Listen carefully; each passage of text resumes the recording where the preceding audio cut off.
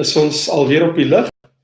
Ek is so dankbaar dat jy het saam met my ingeskakel en ek sien daar's heelwat mense wat praat alreeds en ek wil maar net sê ek weet dit raak partykeer 'n bietjie dol, raak 'n bietjie besig hierso op die geselsgroepie.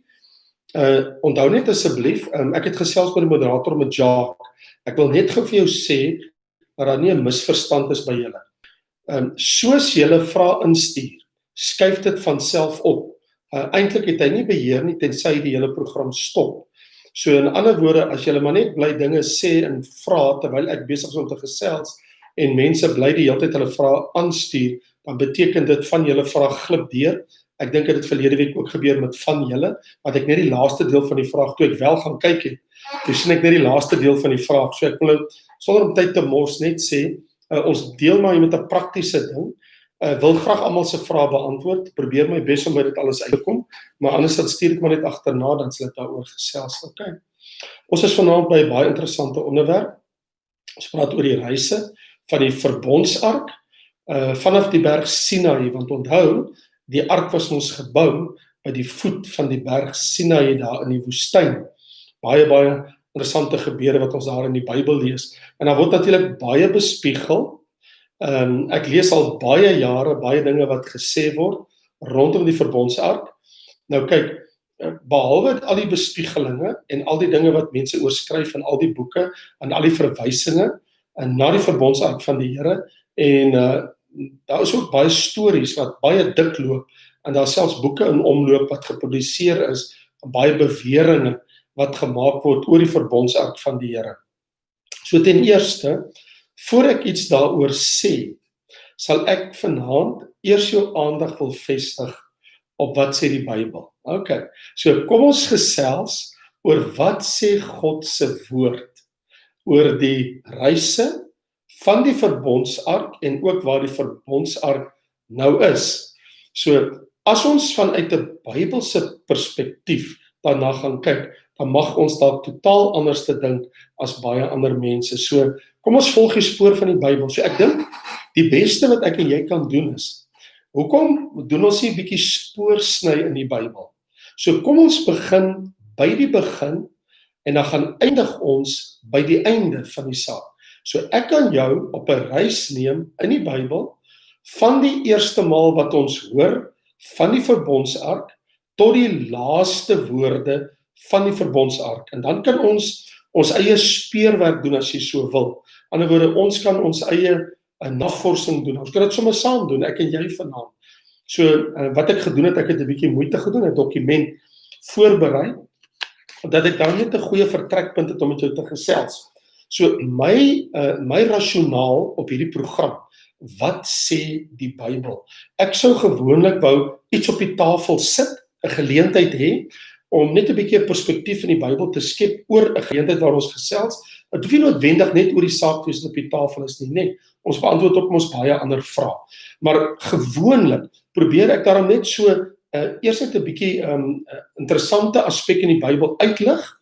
Kom ons gesels daaroor, gee my geleentheid om 'n bietjie te praat en dan gooi ons die vrae in. Nou, verlede week se gesprek oor die doop, ek het nog nie eens van my eie vraag, nie een vraag kon vra nie.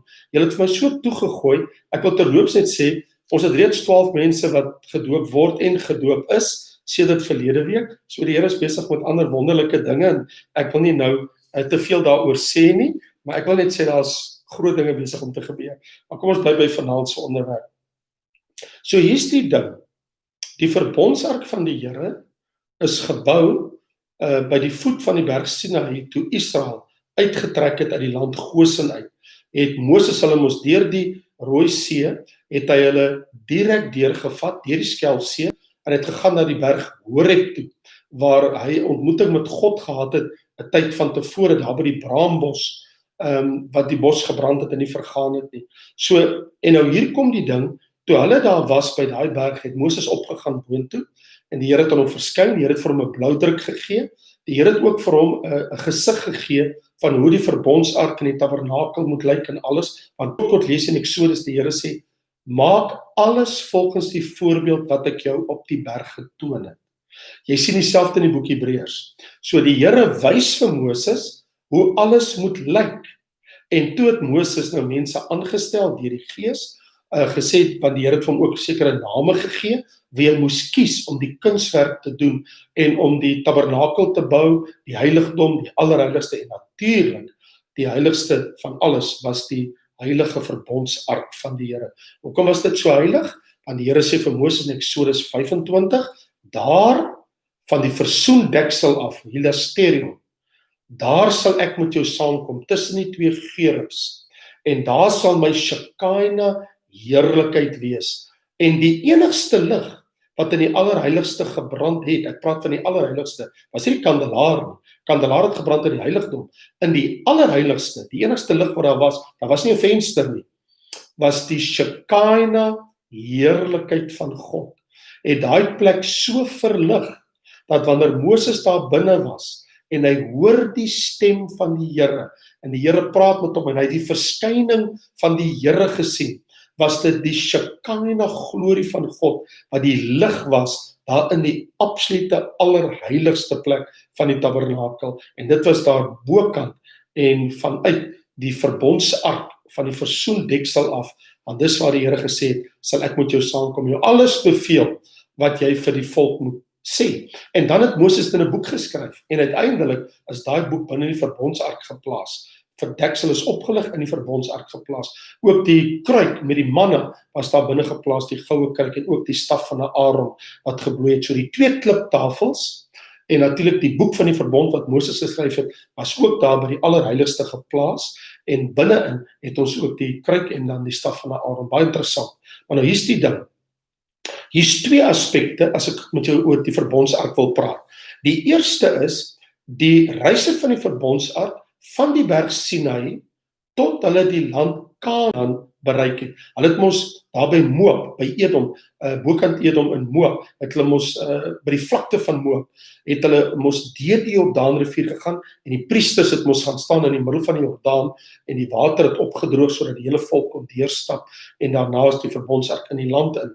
So daar's twee aspekte van die verbondsark, hy's gemaak in die woestyn, by die voet van die berg Sinai, wat ook bekend staan as Horeb, en toe die verbondsark sy reise gehad vir 49 jaar, want hulle het eers, na die eerste jaar was die verbondsark voltooi, en vir 39 jaar het die verbondsark altyd voor die volk gereis, deur die woestyn op al sy togte, en uiteindelik, toe hulle in die land kom, het hy ook 'n plek gevind in Silo, en later vandaar sal ons die spoor volg, maar nou hier's die ding, so ons het twee plekke, die reise buitekant die land Kanaan, en dan die reise binne in die land Kanaan van die verbondsark, en natuurlik, waar is die verbondsark nou? Dit is waarna toe ek en jy nou onderweg is. So hier het ek my Bybel, en ek lees hier vir jou, in Eksodus 19.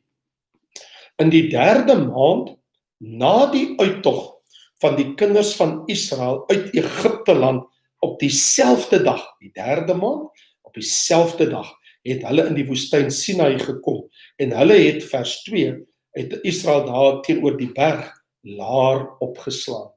En daar het die Here gesê dat niemand mag aan die berg raak nie, en het die Here vir Moses geroep, en Moses gaan staan by die voet van die berg voor die volk, en die heerlikheid van die Here het verskyn. Is een van die mees goddelikste gedeeltes in die hele Bybel, is Eksodus hoofstuk 19. As jy 'n bietjie tyd het, gaan lees dit gerus. En dan sou die Here vir hom daarbo die bloudruk gee van hoe alles moet lyk wat moet gemaak word. En dan begin ons by Eksodus 25. Lees ons dat hulle het vrywillige offers gebring, en toe sê die Here in vers 8, hy sê, Moses, julle moet vir my, jou volk, 'n heiligdom maak, dat ek in hulle midde kan woon. Ek moet 'n plek hê, ek wil kom woon by die volk.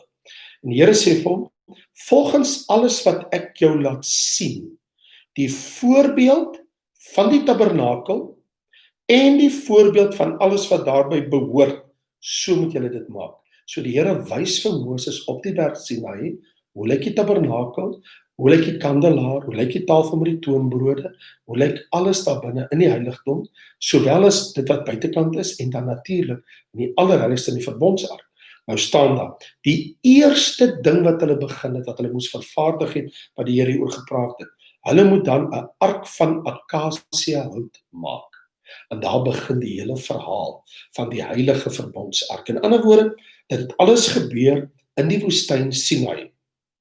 Sou ons dan nou ook sien in hoofstuk 26, nou word die tabernakel vervaardig met die voorhangsel en die heiligdom word nou gemaak, en in Exodus 40 sien ons dat die verbondsark word nou in die allerheiligste plek in die tabernakel geplaas. So nou, eers het ons gesien dat die Here wys vir hom 'n prentjie, 'n foto, hoe dit lyk, 'n voorbeeld, dan gee hy hom opdrag, hulle moet dit maak. In hoofstuk 40 word daardie ark wat klaargemaak is, die heilige verbondsark, binne in die allerheiligste geplaas. En dan kom ons by Numeri hoofstuk 3. Onthou ons op die spoor van die verbondsark. En nou sê die Here, net die Kehatite mag die ark dra op al sy reise. En daar is mos nou 3 afdelings van Levi. Ons het mos Merari, ons het die Koragiete en ons het die Kehatite. Niemand, nie die Leviete nie Merari se nageslag nie, ook nie Koragiete se nageslag, net die Kehatite, hulle en hulle alleen, mag die verbondsark van die Here dra. Niemand anders nie. Dis 'n baie duidelike bevel. Ook mag niemand die verbondsark aanskou, behalwe die hoëpriester wat die ark toemaak, en dan word die Kehatite nader gebring, en hulle moet die werk voltooi, en dan moet hulle seker maak dat hulle dit dra. So niemand kon die ark aanskou nie. Net die hoëpriester alleen het die reg gehad om die ark te sien. Dit was baie heilig. Dit moet jy baie duidelik verstaan. So nou lees ons in Numeri 10 vers 33 van die heel eerste keer toe die ark se reis begin het. Daar in Numeri hoofstuk 10 begin die reise van die verbondsark. Nou lees ons daar vers 33. En hulle het van die berg van die Here af 3 dagreise ver getrek.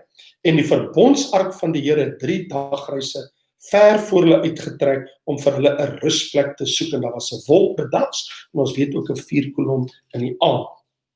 So hier begin die reise van die verbondsark. En weet ons ook dat hierdie is nou 'n jaar nadat hulle uit Egipte land uitgetrek het, sê die Bybel vir ons, het die reise nou begin. So nou vir 39 jaar trek hierdie ark deur die woestyn rond. Baie interessant, in Numeri hoofstuk 14 op die voetspoor van die verbondsark, want ons wil nou kyk, waar is die verbondsark? Lees ons, daar staan, en toe het die hele vergadering uitgeroep en hulle het geween en gesê, nee, maar hulle sal doen wat die Here sê. Maar hier is die ding, dit was maar net 11 dae. In Deuteronomium, lees ons Deuteronomium, vroeg in die boek Deuteronomium, dat die reise van die verbondsark om te kom by Kades Barnea was maar net 11 dae wat dit geneem het. In ander woorde, van die berg Sinai tot by die grens van die land Kanaan was net 11 dae. En so dit was maar in hulle eerste jaar, aan die einde van hulle eerste jaar, kon hulle nou die beloofde land ingaan. En daar wag hulle met die verbondsark op die grens van Kanaan. Moses stuur 12 spioene, julle almal weet wat het gebeur. In Deuteronomium 1 vers 2, en ons mos nou lees, dat hy sê, Moses in sy geskiedenis, hy sê vir hulle, 11 dae is die pad van Horeb tot by Kades Barnea. 11 dae. Ons kon binne 11 dae in die land gewees het, maar hy sê, julle spioene het teruggekom en 'n slegte woord vir die volk gegee, en die res is geskiedenis, die volk het toe omgedraai en hulle die 10 geglo, nie vir Josua en Caleb nie, en toe moes hulle 39 jaar met daai ark moes hulle reis in die woestyn.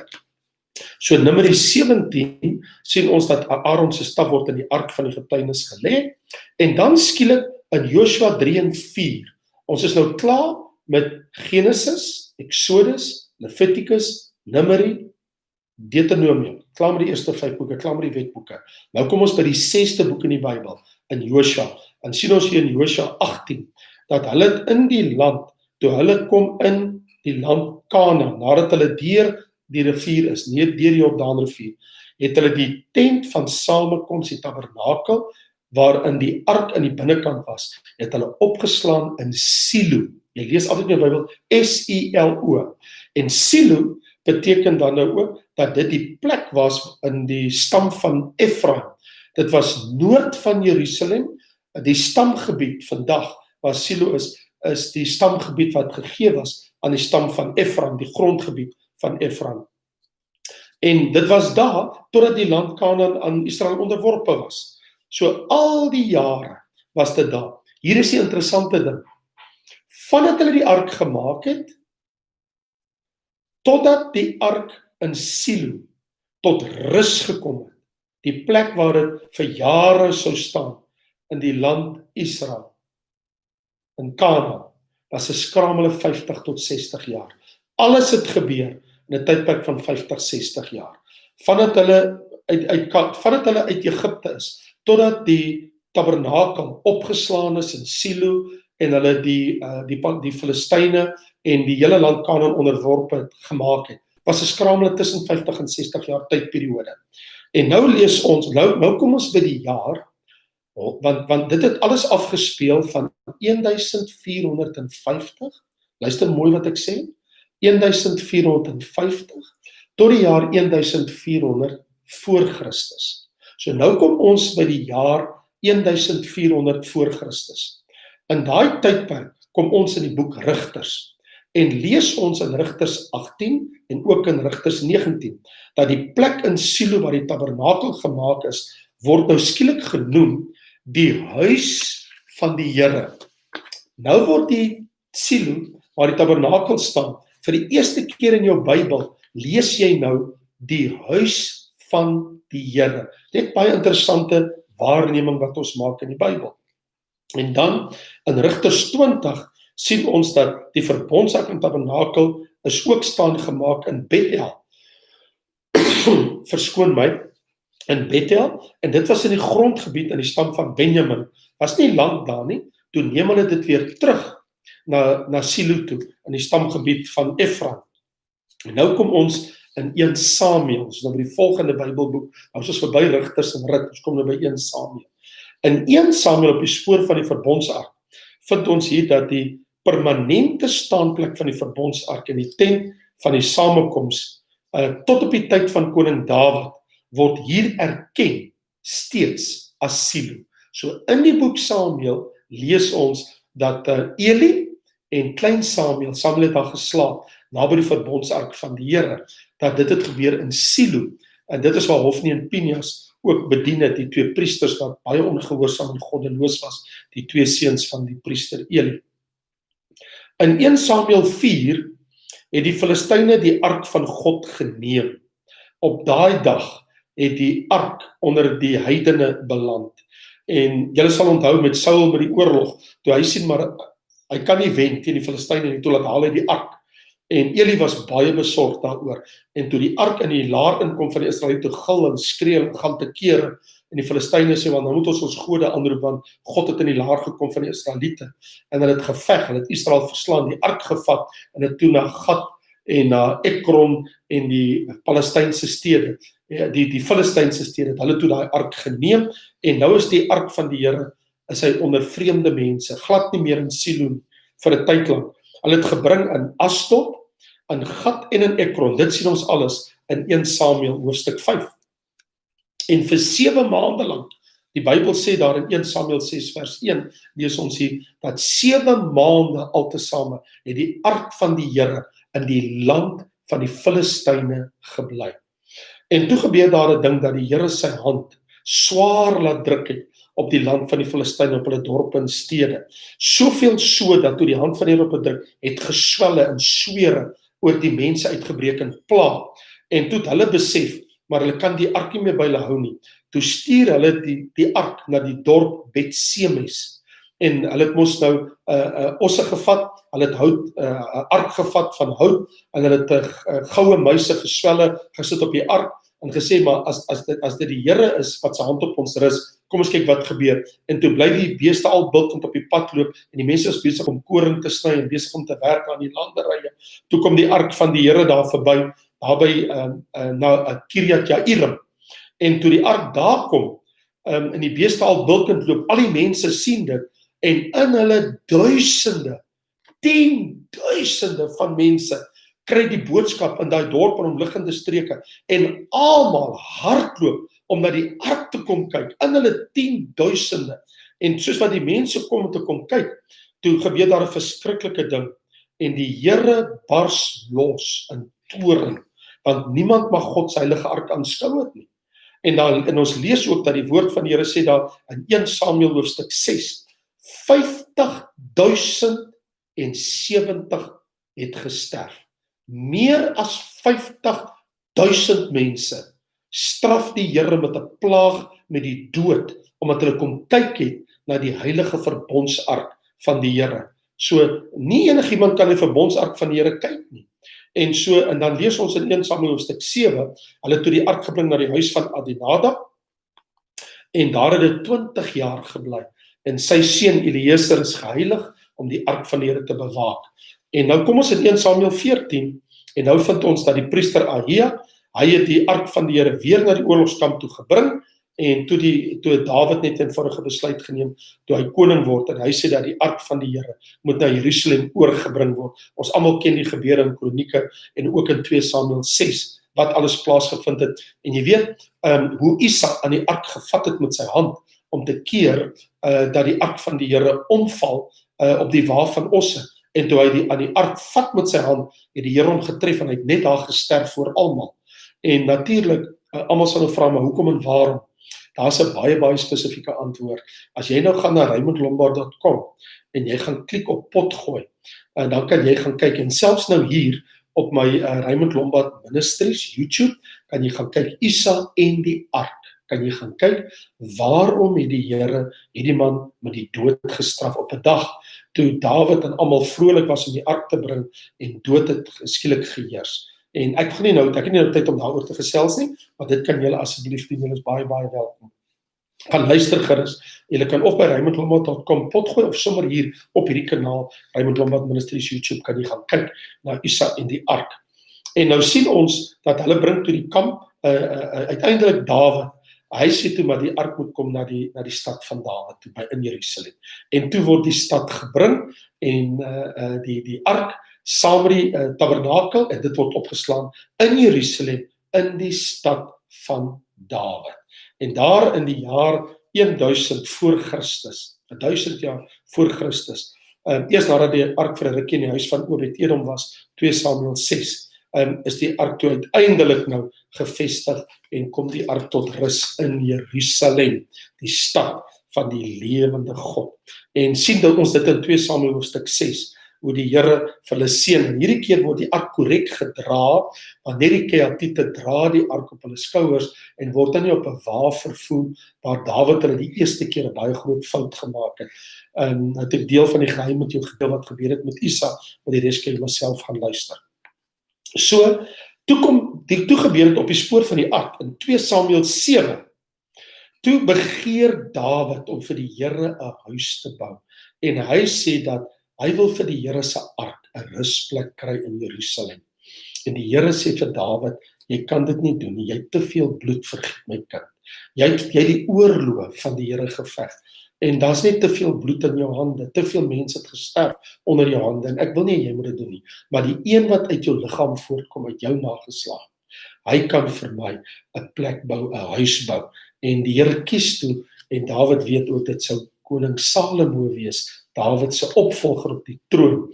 En in 2 Samuel 15 sien ons hoe Dawid, toe hy moes vlug eers vir sy seun, Absalom, hoe die ark gebring word deur Sadok en Abiatar, om saam met Dawid na die spruit toe te gaan, en Dawid keer en sê, nee, draai om en vat die ark terug, die ark moet daar bly. So die ark het nooit werklik Jerusalem verlaat op daai tydstip nie. So koning Salomo kom in 1 Konings, nou is ons in die boek Konings, en koning Salomo bou die tempel van die Here, hulle bring die ark, die verbondsark, uit die stad van Dawid, wat naas Jerusalem is, aan die kant van die Sionsgebergte is die stad van Dawid, en uit die stad van Dawid uit, word dit nou gebring, en dit word in die heilige tempel, die eerste tempel wat ooit gebou is, word die ark daar geplaas, en vind dit sy rusplek, en die Shekinah heerlikheid van die Here trek in daai plek in, en God bevestig dat hy is teenwoordig op hierdie verbondsark, in die stad Jerusalem, in die heilige tempel,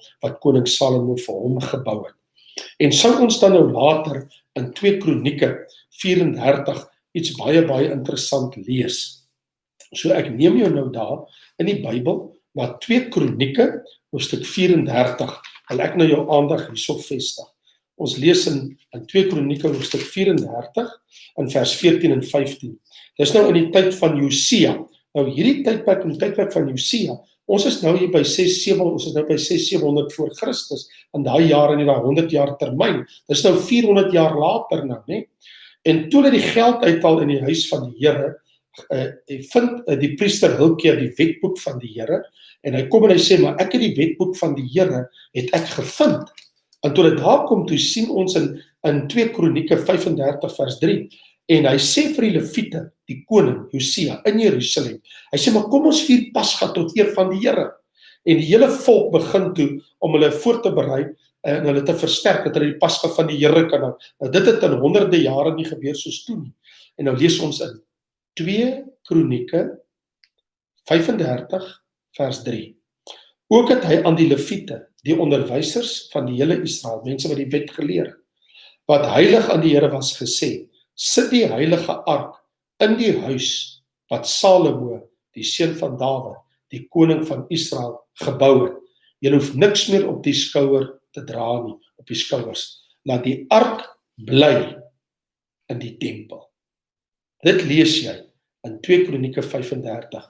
Die jaar is die jaar ongeveer 640, 650, 630 voor Christus. Baie belangrik wat jy daarvan kennis neem, want Josia was die koning van Juda. En toe hy vind die wetboek is daar, toe sê, maar plaas dit langs die heilige ark in die tempel van Salomo. Nou kom ons by die jaar 586 voor Christus. Weet jy wat het daar gebeur? Dat is toe koning Nebukadneser gekom het en Jerusalem beleer het en die tempel tot in die grond vernietig het. En alles gevat het wat daar binne in die tempel was. So nou hier staan in die woord van die Here in 2 Konings 24 en 25 en in 2 Kronieke 36. Dit kan jy nou daar gaan lees, die vreeslike dinge wat gebeur het met die huis van die Here. Maar nou lees ek vir jou, luister mooi, 2 Konings 24 vers 10. In die tyd het die dienaars van Nebukadneser, ons is nou in die jaar 604 tot die jaar 587 voor Christus. So kom ons rond dit af, ons is in die jaar 600 jaar voor Jesus, okay? Toe lees ons hier staan. In die tyd het die dienaars van Nebukadneser, die koning van Babel, by Jerusalem opgetrek en die stad is beleer. Hy het gekom in die stad en hy het Josiagen, die koning van Juda, het uitgegaan na die koning van Babel en het hom gevangene geneem. En nou lees ons vers 13. Hy het daarvandaan uitgebring al die skatte van die huis van die Here. En die skatte van die huis van die koning. En wat in die tempel van die Here was, die koning van Israel, die tempel van die Here wat hy gemaak het. Al daai skatte is geneem. In hoofstuk 25 lees ons in vers 9. En hy het die huis van die Here, Nebukadneser, en die huis van die koning verbrand. Ook elke huis van Jerusalem, elke groot huis is met vuur verbrand. En die mure van Jerusalem is omgegooi. Vreeslike ding wat gebeur het. En dan kom ons by 2 Kronieke, hoofstuk 36, die 18de vers. En al die voorwerpe van die huis van God, groot en klein, en die skatte van die huis van die Here, en die skatting van die koning en sy vorste, alles het hy na Babel gebring. Al die skatte van die Here was weggevoer. So, hier is die vraag. Wat het geword van die verbondsark van die Here? Wel, hier het ons nou gelees, alles wat daar was, is weggevoer. Wat het geword van God se verbondsark? Wel, kom ons gaan kyk, wat sê die profeet Jeremia, wat in daai tyd gelewe het, toe dit gebeur het. En terloops, Jeremia was in Jerusalem, toe hierdie goed plaasgevind het. In Jerusalem. En in Babel was Daniël in die paleis van die koning. Want hy is in 604 voor Christus, is Daniël uit die geslag van Juda weggevoer in sy vriende, sy 3 vriende. Maar saam met dit was Esegiel die profeet in die vlaktes van Babel. Maar Jeremia was in Jerusalem. Daniël is in Irak. En Esegiel is in Irak. Jeremia is in Jerusalem. En er kom 'n woord van die Here toe al hierdie goed gebeur het. In Nebukadnesar alles vernietig het. Alles weggevoer. Alles is het gesmeld in goud. Want hulle is agter die goud aan. Alles wat hulle ook wil hê, wat hulle wil bekom. En al die skatte wat weggevoer was. Nou baie van dit is mos in bewaring gehou. En het mos later weer teruggekom onder die tydperk van Nehemia en van Esra en van daai mense. Maar wat die ark betref, hier lees ek nou vir jou, in Jeremia hoofstuk 3, die laaste maal in die Ou Testament van die ark, vers 16 en vers 17. Jeremia 3, vers 16 en 17. En Jeremia het sy woorde gespreek in 600 voor Christus, 690 voor Christus, 590 voor Christus. En luister wat sê hy. Alles die Here sê, my volk sal nie meer sê, die verbondsark van die Here nie. Wat sê Jeremia? Nadat Nebukadnesar afgereken het met die tempel van die Here en alles wat daar binne was, sê Jeremia, God sê, die Here sê, vir sy volk, hulle sal nie meer sê, die verbondsark van die Here nie. Ook sal dit in die hart nie opkom nie. En hulle sal daaraan nie dink nie. En dit nie soek nie. En dit sal nie weer gemaak word nie. Hulle sal nie daaraan dink nie. Hulle sal dit nie soek nie. Hulle sal nie weer daaraan dink nie. Jeremia 3, vers 16. Vers 17 sê, in die tyd sal hulle Jerusalem noem, die troon van die Here. So hier is die groot vraag. Volgens Jeremia, wat word van die verbondsark? Die profeet sê, dat die Here sê, daaraan sal nie meer gedink word, dit sal nie meer gesoek word, en dit sal nie meer gemaak word nie. Hoekom nie? Want die heilige verbondsark het te doen met die Shekinah glorie en heerlikheid van die Here. En omdat dit weggetrek het, kan dit nie weer wees nie. En nou noem die vers 17, maar Jerusalem sal wees die troon van die Here. Die plek, die hele stad, die hele Jerusalem, word eintlik die tempel van die Here, word die verbondsark van die Here, word die plek van die Shekinah glorie en heerlikheid van die Here. Tot sover dan die Ou Testament oor die ark. Maar daar is nog 2 plekke in die Nuwe Testament. Kom ons gaan kyk, wat sê die Nuwe Testament oor die ark. Ons lees saam in Hebreërs, en daar staan in Hebreërs geskrywe hoofstuk 9, vers 11 en 12. Maar Christus wat opgetree het as hoëpriester van die toekomstige weldade, het deur die groter en volmaakte tabernakel, wat nie met hande gemaak is nie, dit wil sê wat nie aan hierdie skepping behoort nie, ook nie met die bloed van bokke en kalwers nie, maar met sy eie bloed, eenmaal ingegaan in die heiligdom, en 'n ewige verlossing teweeggebring. Hier staan, dat Jesus het met sy bloed, in die hemelse tabernakel, in die heiligdom, in die allerheiligste plek, met sy eie bloed ingegaan, en 'n ewige verlossing daar bewerkstellig. Let wel, Hebreërs 9 sê, in die hemel, in die teenwoordigheid van God. En dan sou jy nog vir Oulaas van die verbondsark lees. En dit is in die woord van die Here in Openbaring 11 vers 9. En hierdie is nou waar die skrywer van die boek Hebreërs dit gesê het in die jaar tussen 60 en 69 na Christus. Aan die woorde, ons praat van so 40 jaar, 30, 40 jaar na Jesus hemel toe is, is dit gesê oor die verbondsark en die tempel van die Here, dat die Here het in die heiligdom ingegaan met sy eie bloed, en hy kan net na een plek toe gaan met sy bloed, en waar die verbondsark is, die een wat in die hemel was, wat Moses op die berg aanskou het, wat God vir hom gewys het. Maar nou lees ons hier, baie interessant, dat 30 jaar daarna skryf Johannes op die eiland van Patmos, en hy sê, hy het iets gesien in die hemel, en nou sê hy hierdie woorde in Openbaring 11 vers 19, en die tempel van God het in die hemel oopgegaan. So God het ook in die hemel 'n tempel. Net soos Jerusalem 'n tempel gehad het, is daar 'n tempel in die hemel. En sy verbondsark is in sy tempel gesien. En daar was weerligte en stemme en donderslae en aardbewing en groot haal. En hierdie gesig speel af in die middel van die 7 jaar groot verdrukking. Maar die verbondsark, nie op die aarde nie, hierdie verbondsark in die tempel, in die hoogste hemel, word hierdie een aanskou.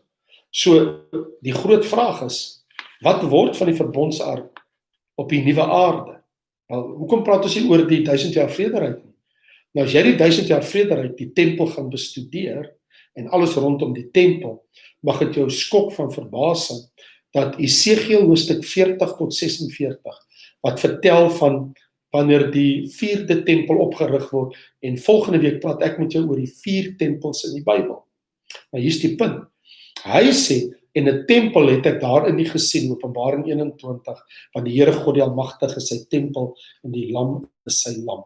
Die Shekinah glorie vul die hele nuwe Jerusalem, en daar is nie 'n verbondsark meer nodig nie. So hier is die punt wat ek wil maak. Ek stem nie saam met Ron Wyatt en met vele ander wat sê dat hulle het die verbondsark van die Here gevind nie. Die Bybel is baie duidelik. Daar sal nie na gevra word, dit sal nie gesoek word, en dit sal nooit weer deur 'n mens gemaak word nie. Jeremia, hoofstuk 3, vers 16 en 17.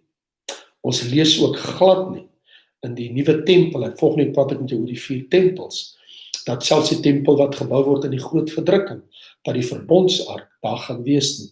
Die Bybel swyg absoluut dat daar 'n verbondsark daar gaan wees. Die Bybel alleenlik vertel ons dat daar is 'n verbondsark in die hemel, in die tempel. So, ek wil vir almal wat sê dat die verbondsark is gevind, die verbondsark kruip iewers te weg, kom ek nou vir iets sê.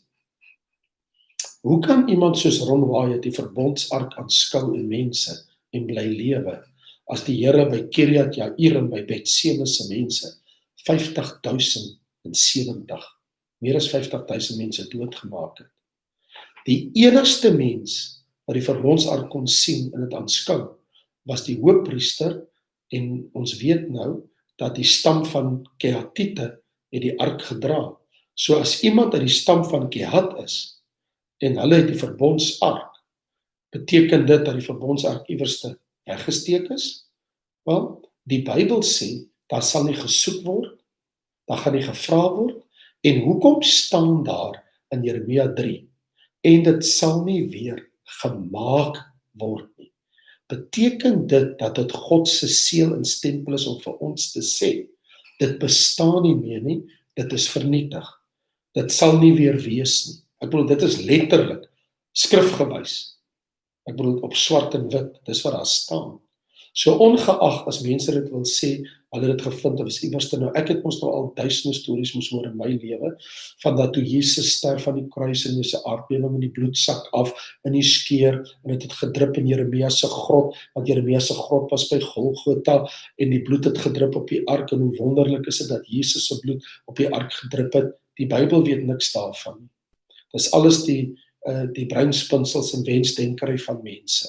Die Bybel sê dat die verbondsark sal nie weer gemaak word nie. Wat beteken dit bestaan nie meer nie, behalwe die een wat in die hemel is. So my take op dit alles is, dat kom ons los dit in die Bybel, soos God het gestel het. God het gesê, vra nie daarna, soek dit nie meer nie, want ek wil in elk geval vir jou iets sê. Johannes hoofstuk 1, vers 14 sê, waar vers 1 sê, In die begin was die woord en die woord was by God en die woord was God. En vers 14 sê, en die woord het onder ons kom woon. Die oorspronklike sê, en die woord het kom tabernakel. Hy is die lig van God. Hy is die Shekinah glorie van God. Hy is die lig van God. Jesus is ons verbondsark. Jesus is die lig. Jesus is die teenwoordigheid van God. Ons het nie 'n verbondsark nodig nie. Ons as Christene soek nie 'n verbondsark nie. En daar is nie meer 'n tempel op hierdie stadium nie. En as die Jode die tempel gaan bou, leer die Bybel glad nie dat daar 'n verbondsark daar gaan wees nie. Inteendeel, Jeremia sê, dit sal nie weer gemaak word nie. Wat vir my sê, dat die verbondsark bestaan nie meer nie, dit is vernietig. So kom ons kyk na die vraag. Dankie Rudolf en ander en Johan, ek sien julle het gegroet. Olga, ja, ek is so bly saam met jou. Ek is so bly dat jy dit ontdek, Olga, mag die Here jou seën. Hendrik, wat was die gebreekte kliptafels wat in die ark geplaas is? Dankie dat ons kan saamreis. Dankie Hendrik. Die 2 kliptafels onthou. Moses het, toe hy op die berg geklim het hy mos die 2 kliptafels ontvang, elkeen het 5 gebooie gehad, die 10 gebooie, soos wat jy die 10 gebooie lees in Exodus, hoofstuk 20, en ook op ander plekke. Nou, daai 2 kliptafels het Moses fyn en flenters gegooi. Hy is ook die enigste man wat die 10 gebooie ooit op een slag gebreek het.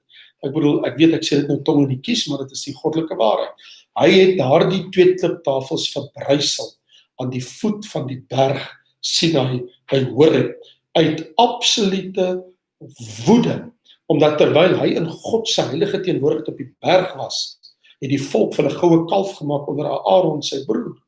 En Moses het daai kalf laat fyn maal en dit laat meng met water en vir die volk gegee om te drink. Dit was 'n vreeslike ding wat daar gebeur het. En toe moes Moses weer terugklim op die berg, weer vir 40 dae en 40 nagte op die berg bly, wat God weer met sy vinger, die Bybel sê, God het met sy vinger, het hy die woorde van die gebooie geskryf op daai 2 klippe. So daai 2 kliptafels was al die jare, daai hele 40 jaar, was dit binne in die ark, daai 39 jaar se reise, deur die woestyn, en later ook binne in die land van Kanaan. En natuurlik, net so min as wat ons nou weet, waar die 2 kliptafels is, waar die staf van Aaron is, en waar die goue kruik met manna is, wat ons mos nou gelees het is, al die voorwerpe wat daar was, is weggevoer. So, wat van die 2 kliptafels geword het, die Bybel swyg absoluut, en gee vir ons geen verdere inligting daaromtrent nie. Goeienaand pastoor, ek is besig, Jonel, om die Bybel te lees. Ek wil net weer die oorlog van Esegiel 38. Is dit 'n ander oorlog as die slag van Gog en Magog? Yes. Jonel, dankie vir jou vraag, en ek is eintlik baie bly jy vra dit. Die oorlog van Esegiel 38 en 39, Jonel, is die antichrist in die 7 jaar, en veral die laaste 3,5 jaar, daai oorlog wat gaan kom van die heidense volke teen die volk van Israel, wat na die wegraping gaan plaasvind. Daar is, en ek wil dit net gou sê, Jonel, daar's 2 Gog en Magog. Daar's die Gog en Magog in Esegiel 38:39, en daar is die Gog en Magog in Openbaring hoofstuk 20. Die tydperk tussen daai 2 is 1000 jaar. So daar's 1000 jaar plus tussen die Gog en Magog van Esegiel 38:39, want dit te doen met 'n oorlog in die tydperk van die antichrist in die 7 jaar groot verdrukking. Terwyl die Gog en Magog van Openbaring 20 is wat die Bybel vir ons leer, dat wanneer Jesus op sy troon kom sit, die troon van Dawid, saam met Dawid, vir 1000 jaar in die vrederyk, na die 7 jaar groot verdrukking, na die slag van Gog en Magog verby is onder die antichrist, Armageddon is ook iets van die verlede, aan die einde van die 1000 jaar, word Satan uit Abyssos, die bodemlose put, vir 'n klein tydjie losgelaat. En die oomblik wanneer hy losgelaat word, dan bring hy Openbaring hoofstuk 20, as jy daar kyk van vers 7 tot vers 10, dan lees jy dat Satan word vir 'n klein tydjie ontbind, en onmiddellik gaan hy na die lengte en breedte van die aarde, die ooste, die noorde, die suide en die weste, en hy gaan baie mense bring met 'n oorlog teen Jerusalem, teen Israel, teen die deel van die kerk, al die gelowiges en almal wat in die Here se teenwoordigheid is in die land van Israel. Nou sal jy vir my sê, maar hoe is so iets moontlik? Dit is ongelooflik, maar dit is die goddelike waarheid. En dit is dat 1000 jaar vrederyk, sonder 'n duiwel, sonder gevalle engele, sonder demone, met vrede op aarde, met Jesus Christus wat in Jerusalem op 'n tempel, in die tempel op sy troon sit. Nog steeds verander baie harte van baie mense, in hulle miljoene verander nooit. Want jy sien, 'n vrederyk bring nie wedergeboorte nie. Net die Heilige Gees kan jou hart wederbaar. Net die Here kan my en jou hart red deur sy Gees. So hier is 'n bewys dat vrede, net soos Adam en Eva vrede geleef het in die tuin van Eden, het hulle nog steeds in sonde geval. Net so sal mense wat 'n sondige natuur het in die 1000 jaar vrederyk, sal as die duiwel losgelaat word uit die bodemlose put, onmiddellik deur hom opgesweep word en hulle gaan dan optrek teen Jerusalem vir die oorlog. Jesus sal hom nie eers verwerdig om in daai stad uit te kom. En hulle wat saam met hom is, of sal eens in die stad uitkom. Die Bybel sê, al wat God gaan doen is, hy gaan op daai moment, gaan hy net vuur uit die hemel uitstuur, en die vuur sal al die mense tot niet maak. Dit is wat daar gaan plaasvind. So daar is 2 verskillende Gog en Magog, met 1000 jaar. Die een is na die wegraping, in die 7 jaar periode, sal hy slag plaasvind, van Gog en Magog, Jesegiel 38:39, en dan die Gog en Magog, Openbaring 20, sal eers 1000 jaar later wees. Ok. Terse, van die punt af, was Abraham 'n Jood, en dan natuurlik sal die Antichrist ook een wees, van die punt af. Ok, nou wonder ek net, van watter punt af was Abraham 'n Jood? Want jy sien Terse, Abraham was nie 'n Jood nie. Abraham is uit die heidene uit. Daar was nie Jode in die dae van Abraham nie. Abraham word genoem die Hebreër. En hy is dan die eerste Hebreër. God het Abraham geroep uit Ur van die Galdeërs. Kom ek vir jou gou sê wat het hier gebeur. Kom ek help jy net gou vinnig. Adam, ons eerste vader, ons oervader, hy en Eva droog gemaak in die tuin van Eden. Hulle het ons almal in 'n moeras gedompel van 'n sondige natuur. Alle mense is gebore sedertdien met 'n sondige natuur tot hierdie dag toe. En hier is die saak. God het in Abraham iemand gevind wat hom gehoorsaam. En toe het God 'n verbond met Abraham gesluit. En uit Abraham met sy seun Isak dieselfde verbond gesluit en dit vir Isak herhaal. En Isak se seun Jakob en met Jakob die verbond herhaal. Met Abraham, met Isak en met Jakob. En toe verander die Here Jakob se naam na Israel toe. En Israel het nou ook die naam gekry, dat hulle is ook Jode. Selfs Jesus word in Johannes 4 genoem 'n Jood. Hoekom? As gevolg van die ballingskap van Juda, veral in die tyd van Nebukadneser en daarna, omdat hulle weggevoer was Juda en teruggekeer het, hulle is Judeërs, en vandaar ook dan die benaming Juda, of dan nou die benaming Jood. So om te sê Abraham was 'n Jood, is nie korrek nie, hy was 'n heiden. Maar natuurlik, hy is die vader van die volk van Israel, en dan is hy ook die vader van al die Jode. Dit is korrek, as jy so daarna kyk. Margaret, iewers het ek 'n program sien dat die ark in Ethiopië is. Ja, Margaret, ek lees dit al baie jare, maar jy verduidelik dit so goed, want as niemand eens die stad beleer het, is dit mos al weggevoer af, absoluut. So Margaret, ek het dit mos nou verduidelik, en dit staan mos so in die Bybel. En nie dat ek dit verduidelik het nie, dit staan ook so in die boek Kronieke, en ook in die boek Konings. En dan sien ek iemand vra hier, hoekom word dit so snaaks genoem, Gog en Magog? Ja, dit is 'n baie interessante vraag wat jy daar het. Dit is interessant dat Gog, ek het 'n woordstudie gedoen oor Gog, en wat die benaming Gog behels. Wat ek sal doen, ek sal by die volgende geleentheid, wanneer ons nou weer gesels, sal ek my woordstudie, wat ek gedoen het oor Gog en Magog, sal ek by volgende week as ons gesels, wil ek baie graag net vir jou 'n bietjie in diepte net vertel, wat het ek ontdek met die woord Gog en Magog. Ons natuurlik het in die volksmond As ons praat van Gog en Magog, dan bedoel ons net, hulle kom oor die lengte en breedte van oral oor. As ons sê, hulle lyk soos die Gog en die Magog, antwoorde, hulle kom van oral af, alle volke, alle nasies, alle tale. Maar in Esegiel is daar 'n baie interessante woordstudie rondom die Gog en Magog. En ek sal eerder in plaas van dat ek net 'n paar stellings maak, sal ek net met jou kom praat en vir jou wys wat het ek daar gedoen, en sal ek vir jou baie goeie verduideliking daar eerder aanbied. Larry, die ark het bestaan nog, want die Bybel sê so. So, Larry, waar lees jy in die Bybel dat die ark bestaan? Dit staan in die Bybel dat die ark nie meer bestaan nie.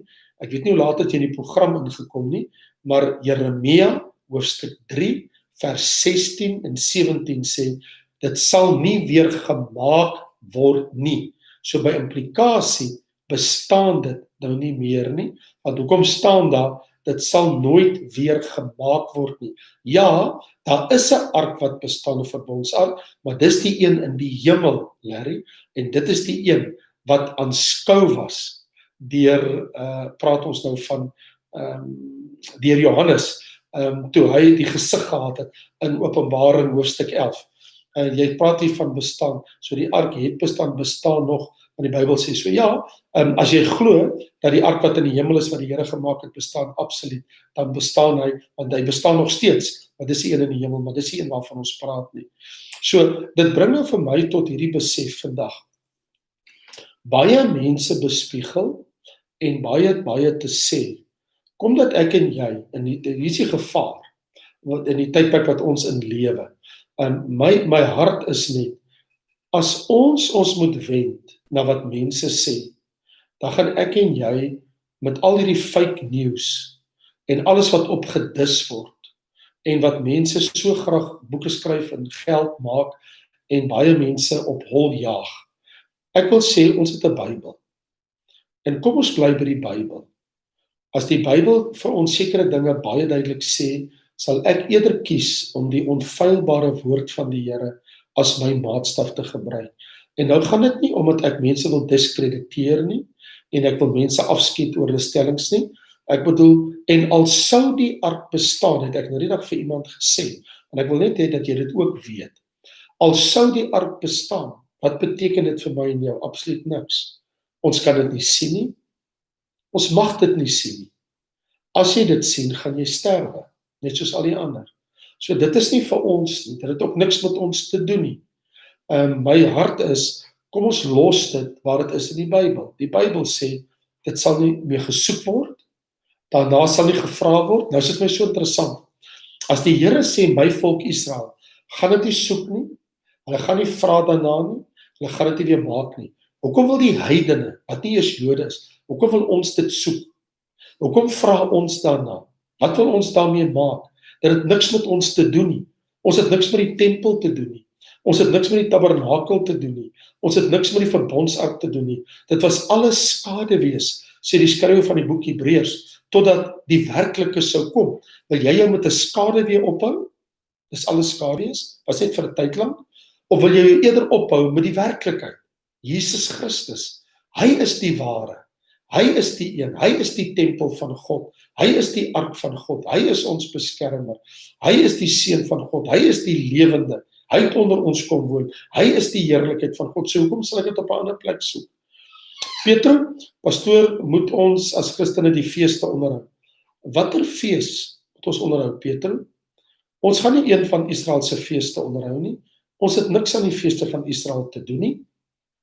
Daai feeste was baie spesifiek gegee vir die volk van Abraham, Isak en Jakob. As jy praat van die Joodse feeste, as jy praat van wanneer ons nou Goeie Vrydag herdenk, Hemelvaart herdenk, Kersdag, en daarmee het ek geen probleem en ons kan dit alles regverdig.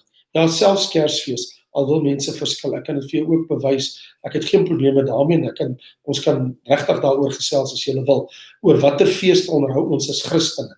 Maar normaalweg, as mense vir my daai tipe vraag vra, Petro, dan weet ek gewoonlik verwys hulle na, sê net maar die Hittefees, weet of die Versoensfees, of die Pinksterfees soos die Jode dit gehou. Ons kan nie daai feeste so onderhou nie. Daai 7 feeste behoort aan die volk van die Here, aan Israel. En van daai feeste gaan weer onderhou word, maar dit gaan onderhou word in die 1000 jaar vrederyk vir 'n baie spesifieke rede, en dit is sodat mense, dat dit voor oë gebring kan word, oor hoe Christus aanbid en gedien behoort te word. En dis 'n totale ander saak daar. Maar wat ons betref, ons het niks, ons het geen erg aan die Joodse feeste nie. Dit is iets wat gekom en gegaan het, en ek wil terloops net iets sê. Nie een, Petro, en neem net kennis wat ek nou sê, nie een van die 7 Joodse feeste, nie eers een, kan vandag na regte deur Israel onderhou word. Nie een nie. Hulle kan dit nie onderhou, want daar's nie offers nie. Al die feeste moet gepaard gaan met die trompetgeklank, met die silwertrompette, met die leviete, met die priesters, met die lammetjies wat geoffer word, met die oggendoffers, met die aandoffers, met al daai offers. En nie een van daai dinge kan vandag volgens Bybelse voorskrif onderhou word. Want daar is nie 'n tempel nie, daar is nie 'n offerstelsel na wense nie, daar is niks in plek om dit te kan doen nie. So selfs die Jode vandag, enige fees wat hulle hou, selfs die ortodokse Jode, is 'n afgewaterde fees. En met hulle eie menslike tradisies en oorleweringe wat hulle doen. Maar as jy praat van 'n Bybelse fees, volgens goddelike voorskrif, in die wetboek van Moses, impossible. Dit kan nie gebeur nie, want daar is nie 'n tempel nie, daar is nie 'n offerstelsel nie. So dit nie eers hulle kan dit vandag onderhou, soos wat die Here se voorskrifte was, en dit alles is tot niet. En dis hoekom die Here dit ook nie toegelaat hulle meer kan hou nie. Dis hoekom hy die tempel laat vernietig en alles wat daarmee saamgaan, omdat hulle sy seun verwerp het. Daniel vra, hoe kan ons weet dat alles wat in die Bybel staan regtig gebeur het? Baie goeie vraag. Daniel, die Bybel is die enigste boek op aarde wat sy integriteit gebaseer is op sy vervulde profeseë. Geen ander boek op aarde kan daarvoor staan nie. Dis die enigste boek in die ganse wêreld wat die handskrif, die handtekening van God het, deur al sy vervulde profeseë. En dit kan ons honderde kere en duisende kere bewys in die geskiedenis, in wêreldse dokumente en ook in die wêreld. En enigiemand wat die Bybel lees met 'n oop hart sal ook uitvind dat dit is God se woord. Dit is waaragtig die waarheid. En kan ek jou verseker, in my 42 jaar wat ek die Bybel baie noukeurig navors en studeer, kan ek ook persoonlik bevestig dat die Bybel is voorwaar die woord van God. Jy weet, ek wil terloops gou ding sê, Daniel, ek weet ons het nog net 2,5 minuut, maar ek wil graag dit gou met jou deel.